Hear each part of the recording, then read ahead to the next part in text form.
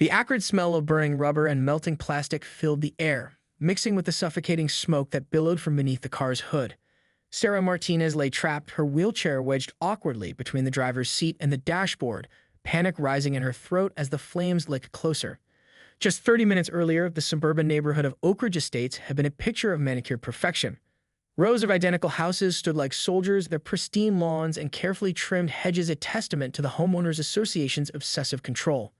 Margaret Holbrook, known to everyone as the HOA's most notorious enforcer, stood on her perfectly maintained front porch, binoculars in hand, watching Sarah's every move. Commander David Rodriguez sat in his unmarked police vehicle, his steely gaze fixed on the unfolding scene. He'd been tracking Margaret's increasingly erratic behavior for months, collecting evidence of her systematic harassment of neighborhood residents. But today was different. Today, Margaret had crossed a line that would change everything. Sarah had been trying to park her adapted van in the visitor's spot near her friend's house. Her muscular dystrophy made driving challenging, but she prided herself on her independence. The van's specialized equipment allowed her to live a life most people took for granted until Margaret intervened. "You can't park there." Margaret's shrill voice cut through the morning air like a knife. She marched toward the van, her designer sunglasses reflecting the morning sun, her perfectly pressed khaki shorts and crisp white polo shirt making her look more like a country club socialite than a neighborhood tyrant. Sarah tried to remain calm. "I have a resident parking pass," she explained, her hands trembling slightly as she reached for the documentation. But Margaret was already moving, her face contorted with a rage that went beyond simple rule enforcement. In a swift, calculated move, Margaret produced a set of keys, stolen earlier from the property management office, and began locking the van's doors. Sarah watched in horror, her mobility limited by her condition, unable to stop the woman's actions. "This spot is for residents only," Margaret hissed, her voice dripping with contempt. "Temporary visitors park on Maple Street, 2 blocks away." What Margaret didn't know was that Sarah's friend lived directly across from the parking spot.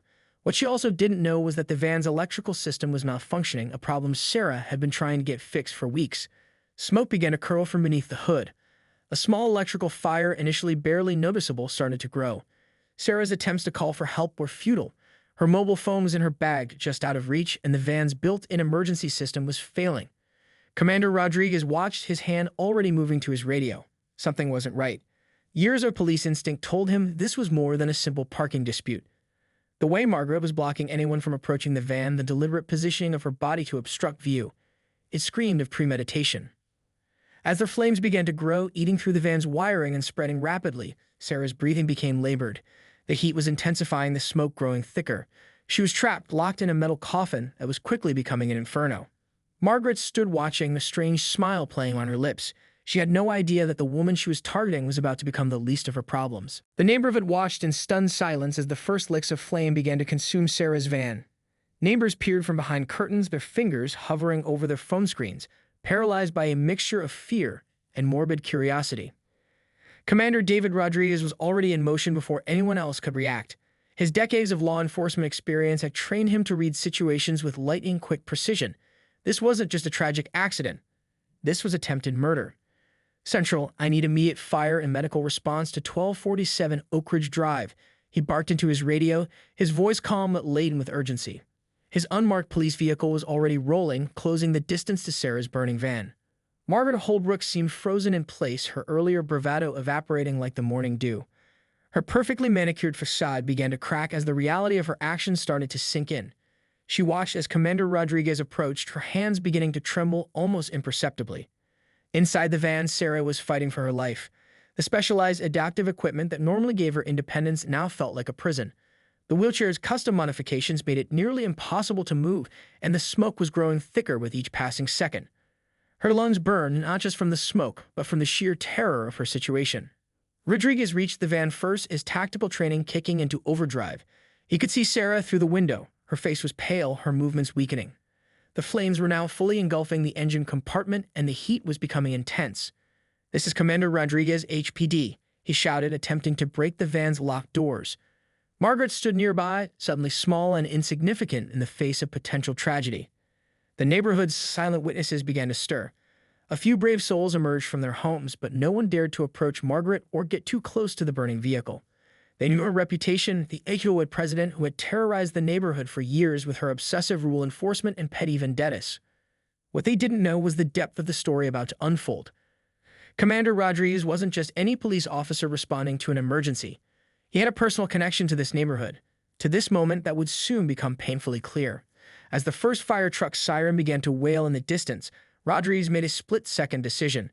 The van's doors were locked, the windows sealed. With a powerful kick learned from years of tactical training, he shattered the passenger side window. Glass exploded outward, creating a momentary shower of crystalline fragments that caught the morning sunlight. Margaret took an involuntary step back. For the first time, fear replaced her usual expression of smug superiority. "Don't move," Rodriguez commanded, his voice a low growl that seemed to freeze everyone in place. This was no longer just a rescue operation.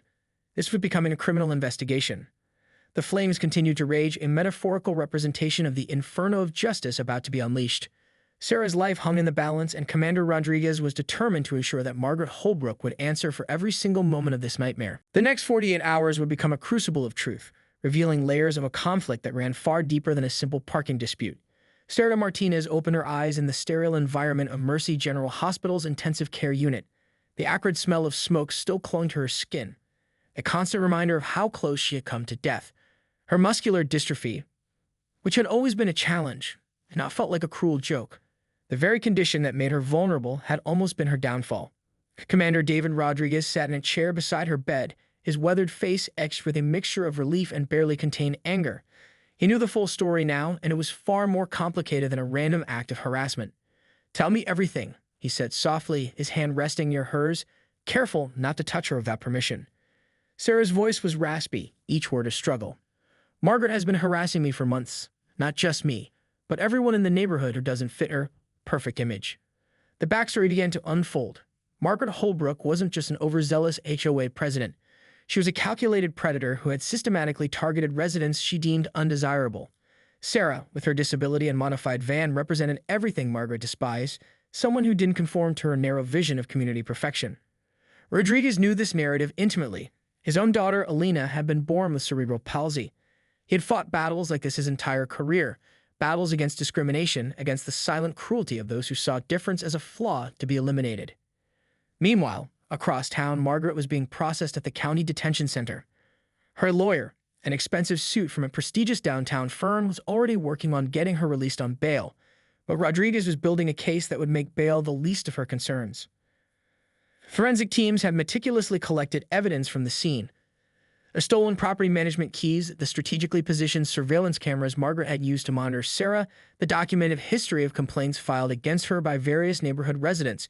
Each piece was a puzzle that painted a damning picture. "She's done this before," Sarah whispered, her eyes meeting Rodriguez's. But no one ever had proof.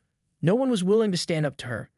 Rodriguez knew exactly what she meant. Small communities like Oak Ridge Estates were perfect breeding grounds for this type of systematic intimidation. Fear and social pressure kept most people silent, allowing bullies like Margaret to operate with impunity. The hospital room fell silent, save for the rhythmic beeping of medical equipment.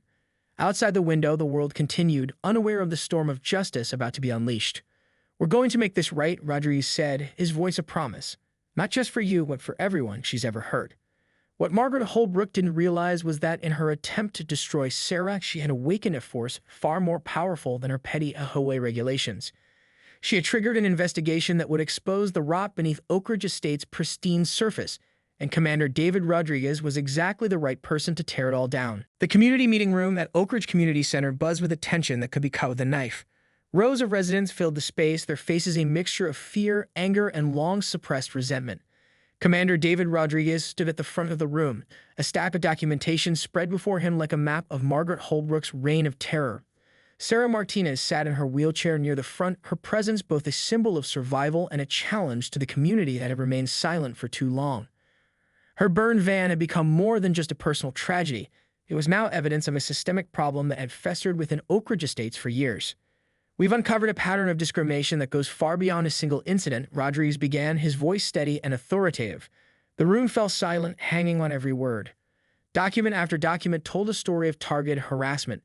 Margaret had systematically worked to drive out residents who didn't meet her narrow definition of acceptable. Families with special needs children, elderly residents on fixed incomes. Anyone with slightly unconventional lifestyles or appearances had been her targets. Alina Rodriguez, the commander's daughter, sat beside her father. Her presence was deliberate, a powerful visual reminder of the humanity behind the statistics. Born with cerebral palsy, Alina had faced her own battles against discrimination, and now she was witnessing her father dismantle a system designed to marginalize the vulnerable. The evidence was overwhelming. Bank records showed how Margaret had manipulated HOA funds. Email chains revealed a network of communication designed to isolate and intimidate residents. Property records demonstrated a pattern of strategic property devaluations targeting specific homeowners. "This isn't just about Sarah," Rodriguez declared, his voice rising. "This is about every person who has ever been made to feel less than human in their own community." Margaret Holbrook sat in the back of the room, her once immaculate appearance now disheveled. Her expensive lawyer sat beside her, looking increasingly uncomfortable as each piece of evidence was revealed. The perfectly constructed facade she had maintained for years was crumbling, piece by piece. One by one, residents began to speak. Stories of intimidation, of quiet suffering, of years of silent oppression came pouring out. An elderly couple spoke about how Margaret had tried to force them out when medical equipment began to clutter their front yard. A single mother shared how her son with autism had been repeatedly targeted for not fitting in. Sarah Martinez rolled her wheelchair to the microphone. Her voice was soft but carried the weight of a storm. "This isn't about punishment," she said, looking directly at Margaret. "This is about accountability. This is about creating a community that sees every person's humanity." The room erupted in applause. Rodriguez knew this was more than just a legal battle. This was a moment of community reckoning. Margaret Holbrook had become the face of a deeper problem, the quiet discrimination that lurked beneath the surface of seemingly perfect suburban landscapes. As the meeting continued, one thing became crystal clear. Oak Ridge Estates would never be the same again. The carefully constructed walls of silence and intimidation had been shattered, and a new kind of community was about to be born. The courtroom was a battlefield of justice, with Margaret Holbrook at its epicenter. Her tailored black suit could no longer mask the desperation that had begun to consume her. The pristine facade she had maintained for years was now nothing more than a crumbling mask of privilege and prejudice. Prosecutor Lisa Ramirez methodically presented the case, each piece of evidence landing like a precisely aimed hammer blow. The charges were comprehensive: attempted murder, criminal harassment, misuse of HOA funds, violation of multiple civil rights statutes. Margaret sat motionless, her once sharp eyes now dull and lifeless. Commander David Rodriguez took the stand, his testimony a devastating chronicle of systematic discrimination. He recounted not just Sarah Martinez's incident, but a pattern of calculated intimidation that stretched back years. Phone records, email chains, financial transactions. Each piece of evidence painted a damning portrait of a woman who had weaponized community regulations to terrorize those she deemed unworthy. Sarah Martinez watched from the front row, her presence both a witness and a symbol of resilience. Her muscular dystrophy, which Margaret had once seen as a weakness, now became her greatest strength. Each moment she sat in that courtroom was a testament to her survival, her dignity intact despite everything Margaret had attempted to do. The most shocking revelations came from unexpected sources. Former HOA board members began to testify, one by one, breaking years of silence. They spoke of Margaret's behind-the-scenes manipulations, of secret meetings designed to push out residents who didn't conform to her narrow vision of community perfection. She created a system of fear. One former board member testified, his voice breaking. "If you didn't agree with Margaret, you were next." Alina Rodriguez, the commander's daughter, had been instrumental in gathering additional evidence.